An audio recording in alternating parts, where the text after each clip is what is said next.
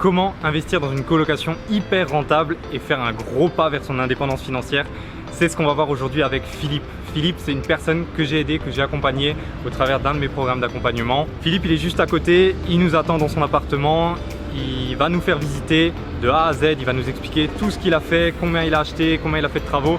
Bref, vous allez tout savoir sur l'investissement qu'il a fait dans une colocation de 5 chambres. Que dire d'autre? On est parti.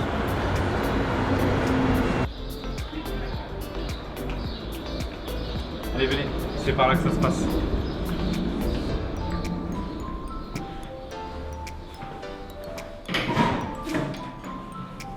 On se retrouve en haut.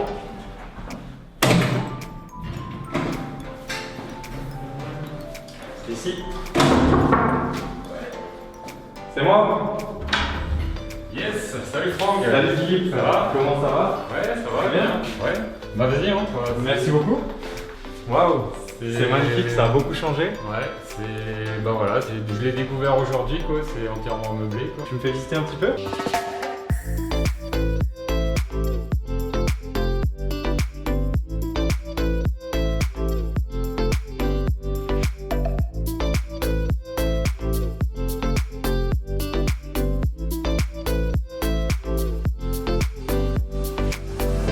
Ici, je pouvais pas ouvrir plus parce que c'est un mur porteur. Donc on a juste décidé d'enlever les portes. Ouais. Le mur ici côté bar cuisine a été complètement détruit. Ok.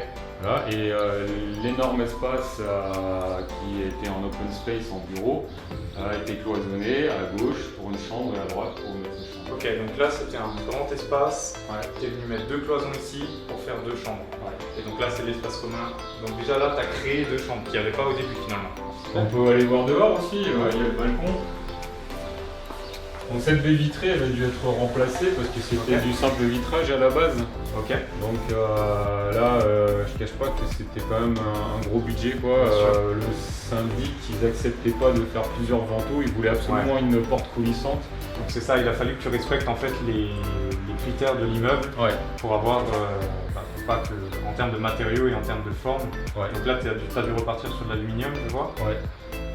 Et puis tu as dû respecter donc le même style finalement que sur tous les étages. Voilà, parce que là, en parlant chiffres, on est sur une fenêtre fournie posée comme ça dans les 5 000 euros. 5 000 euros. C'est énorme. Ouais. Alors que si on l'avait divisé en plusieurs vantaux avec des parties fixes, on serait peut-être à moitié prix. Quoi. Ok, donc ça c'était une des contraintes. Ouais. Mais bon, là c'est du solide, c'est du costaud et là t'es tranquille pour les prochaines années quoi. Et là, ça donne sur un balcon qui est assez généreux, quoi. Il y a quand même pas mal de place, on peut même installer une petite table. Et ce qui est sympa, c'est qu'il y a des immeubles autour, mais il y a quand même un petit parc, quoi. Et on est directement en centre-ville. Ouais, donc là où on voit le tram passer, là c'est le centre-ville. Ouais. Top. On entend les oiseaux. C'est cool. Super. Ouais. On va voir la suite? Ouais, allez. Bien sûr.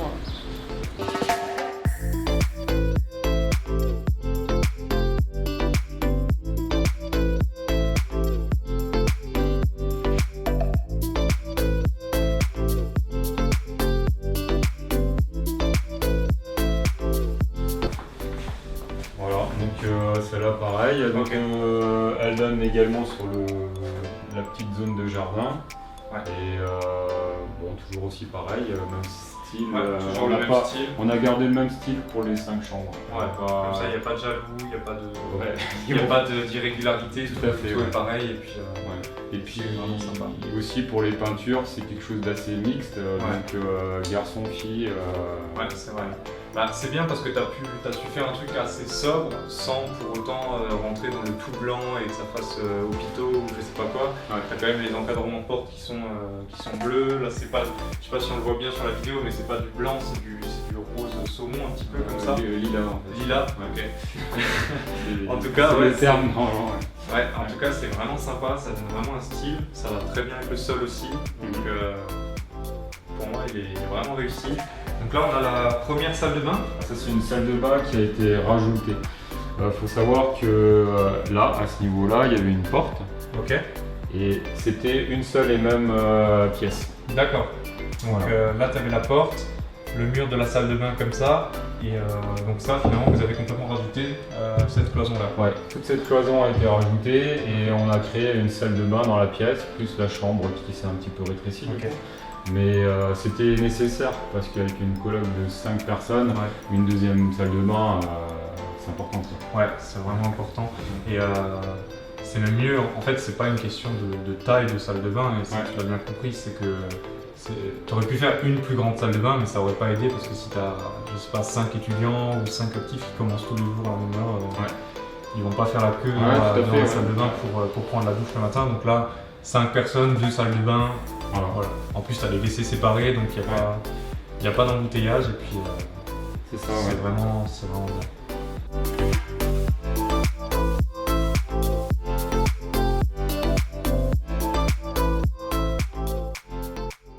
Ok, Philippe, très bel appartement, j'aime beaucoup les couleurs, j'aime beaucoup le sol et c'est très lumineux, c'est traversant. Là, le bar, c'est vraiment sympa. Ouais, donc, c'est la dernière touche. Ouais. Yes, et du coup, tu nous as expliqué que c'était un ancien cabinet de comptable. Oui. Donc, dans le salon, tu m'as dit que tu as créé 2 chambres. Donc, au final, tu avais 3 pièces derrière et tu as su créer 2 chambres en plus. Donc ça te fait un 6 pièces finalement pour 5 chambres en colocation. Donc si on reprend un peu du début, nous on s'est connus quand? On s'est connus 2019. Début 2019 je crois. Février, mars, quelque chose comme ça. Ouais. Comment ça s'est passé pour toi avant? C'est-à-dire comment tu m'as connu et qu'est-ce qui t'a amené en fait à venir me contacter, et puis qu'est-ce qui a fait que on a travaillé ensemble finalement maintenant?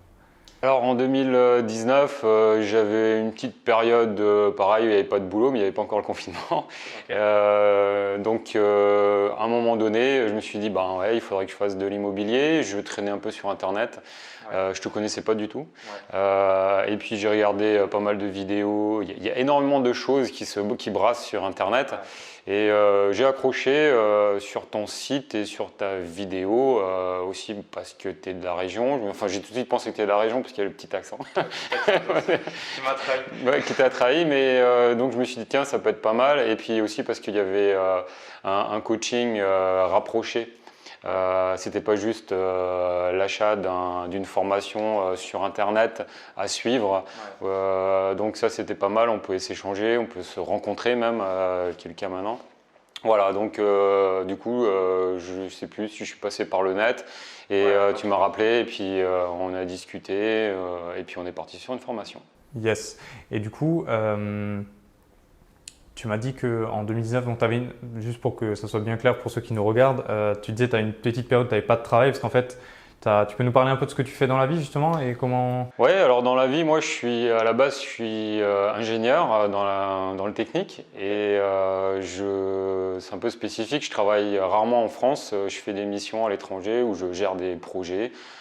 Plus ou moins gros, qui peuvent durer, alors ça peut aller de 5 ans, j'étais en Slovaquie, sur des missions de plus courtes, où je peux partir en offshore sur des plateformes, en gros partout dans le monde. Et c'est dans la mise en service en moyenne tension pour la distribution électrique. Ok, voilà, donc c'est quand même des missions assez… Bon, 5 ans, c'était la plus longue. 5 ans où j'étais parti carrément en famille, donc c'était pas mal. Et sinon, parfois je suis en déplacement pendant 1 mois. 1 mois, ouais. Souvent, ça va être des missions d'1 ou 2 mois, je crois, comme ça, non? Voilà, j'essaie de limiter parce que j'ai une fille aussi qui va avoir 8 ans, donc je veux passer du temps avec elle. Alors voilà, il y a du pour et du contre. On part, le salaire est intéressant, mais on est loin de la famille. Après, j'ai pas mal de récup et de tout ça, donc je suis aussi très longtemps à la maison derrière. Mais bon, voilà, c'est un choix de vie, ça c'est ma vie. Et tout à coup, il y avait une baisse de régime. Et de toute façon, j'avais prévu d'investir dans l'immobilier parce que c'est pas mon premier projet immobilier. Mais je dis toujours, c'est mon premier vrai investissement vraiment rentable. Voilà. Parce que, donc, pour dire un peu ce que j'ai avant, j'ai construit ma résidence principale. J'ai construit une maison à côté qui est une maison locative. Voilà, donc le projet était mélangé et j'ai également un autre appartement que je loue en location nue. Voilà. Ouais, c'est ça. Donc, tu avais déjà un peu fait des choses, mais rien qui te générait vraiment du cash flow tout et de puis suite. tous les mois, ouais, tout de suite. Et donc pourquoi avoir voulu justement aller vers ça, générer du cash tout de suite? Je crois que tu gagnes quand même assez bien ta vie avec les déplacements que tu fais, tu as une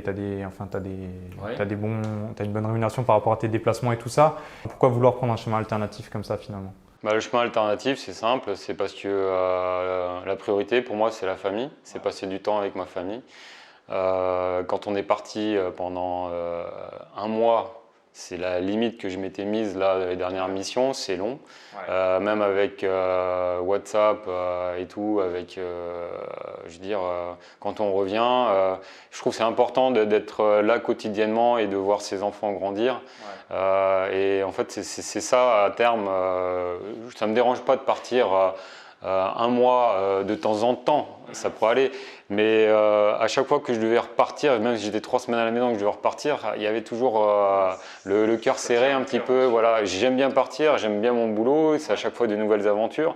Mais quelque part, on s'arrache un petit peu à la famille et ça, c'est de plus en plus dur.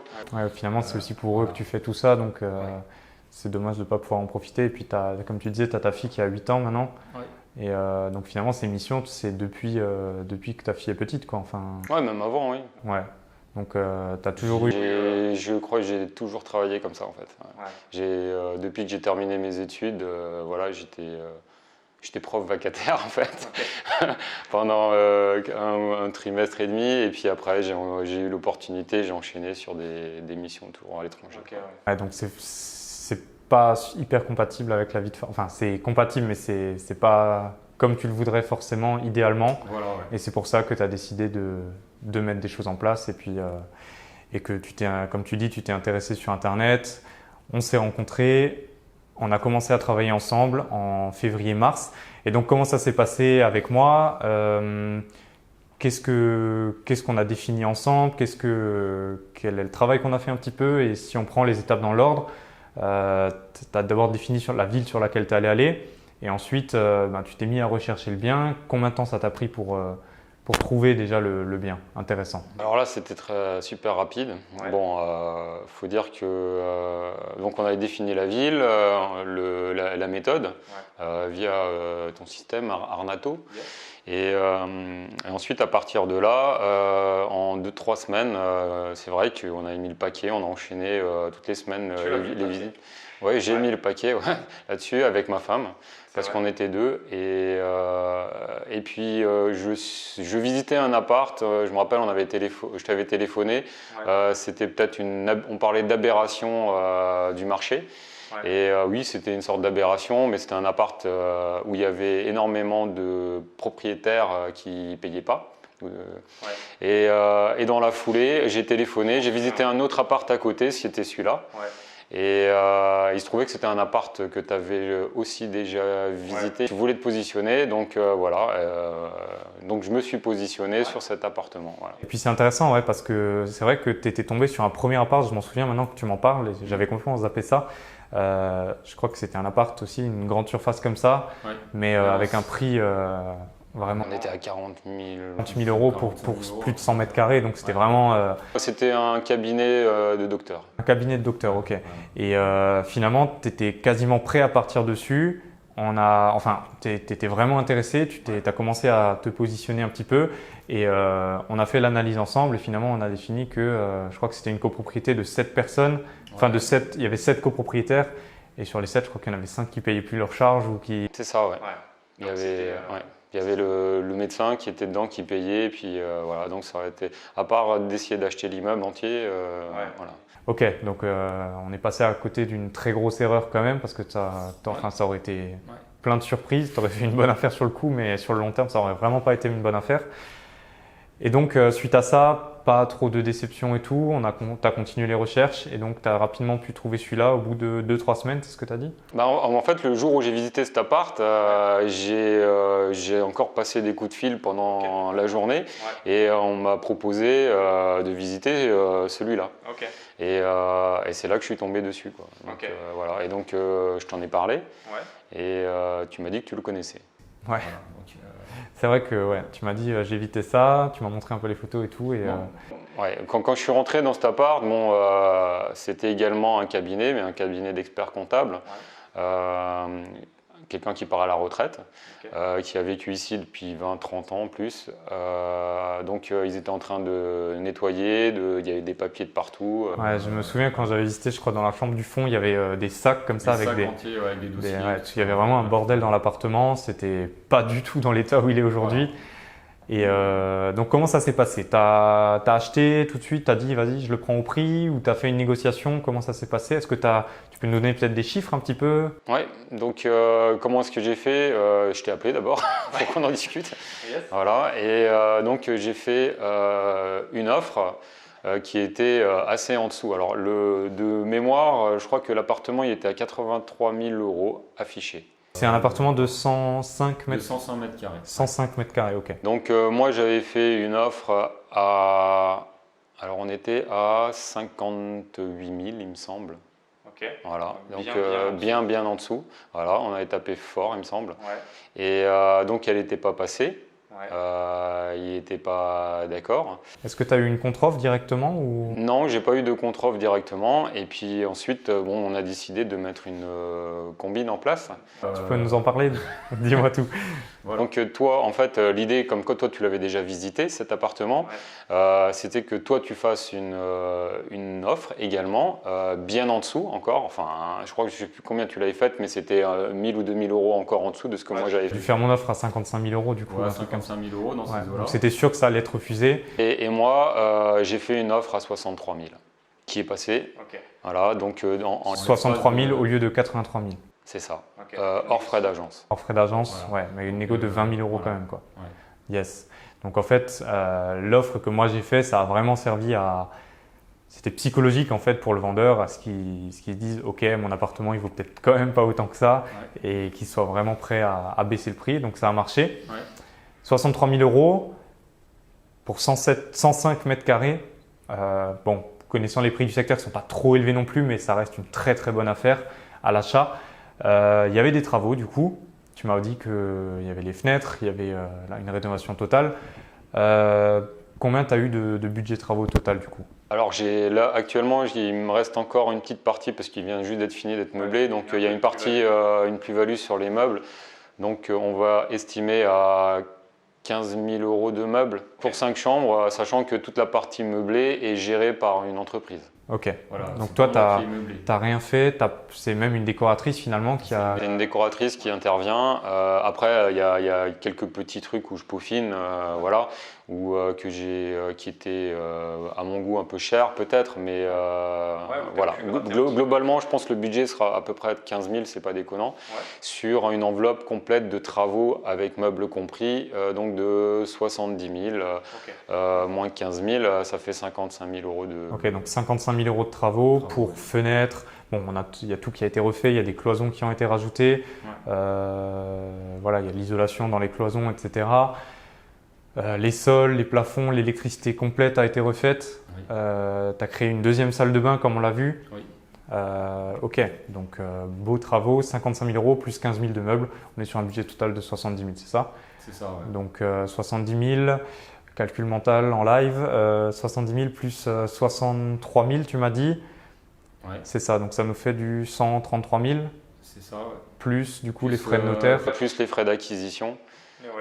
Donc on est à peu près sur une enveloppe de 145 146 000 €. 145 000 € au total. C'est une colocation, 5 chambres. Combien tu loues la chambre hors charge? Alors hors charge, j'ai prévu entre 320 325 € par chambre. Ok, bon, partons sur 320 x 5, ça nous fait quoi? Tu as fait le calcul? 1 600 €.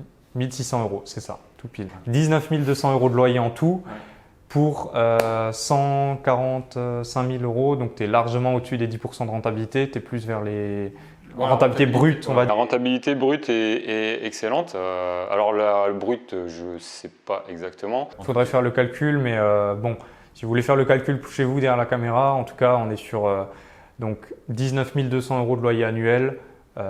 Du coup, x 100 divisé par, on a dit, 145 000 € de frais d'acquisition. Donc tu dois être vers 12-13%. Ouais. Ça doit être ça. C'est ça, ouais. Belle opération. En termes de cash flow, bon, on prend le cas où ok, tout est loué, dans le meilleur des cas, 12 mois sur 12. Est-ce que tu as fait le calcul un petit peu? Alors j'ai fait un calcul sur meilleur rendement. Et voilà, que j'ai aussi validé aussi avec, j'ai un petit tableau Excel, parce que j'aime bien travailler avec tableau Excel, ça évite d'accéder à meilleur rendement et rentrer tous les chiffres, c'est plus facile pour moi. Et moi on est sur 800 € de cash flow, mais là-dessus par mois, si c'est entièrement rempli et qu'il n'y a pas de vacances locatives. Sachant qu'en colocation il y aura un turnover, donc il y aura forcément de la vacance locative. Et j'ai pas inclus, c'est une faible partie de provision pour charge, parce que sur la durée de vie, on va dire, admettons que je le garde 10 ans, sur la durée de vie, il y aura forcément des travaux exceptionnels. Donc tout ça, donc moi je tablerai facilement sur 500 € de cash flow, c'est quelque chose de… Donc 500 €, on va dire, tu les as à coup sûr, et puis dans les meilleurs mois, et quand tout est rempli, tu arrives vers les 800 € de cash flow. Pour un investissement à moins de 150 000 €, c'est bien, très très bien. Du coup, comment ça se passe pour toi? Quelle est la suite? Qu'est-ce que ça fait finalement enfin, par rapport aux investissements que tu avais avant? Bon, il est quand même beaucoup plus rentable, c'est acheté mieux, on va dire. Oui, c'est clair. Ouais.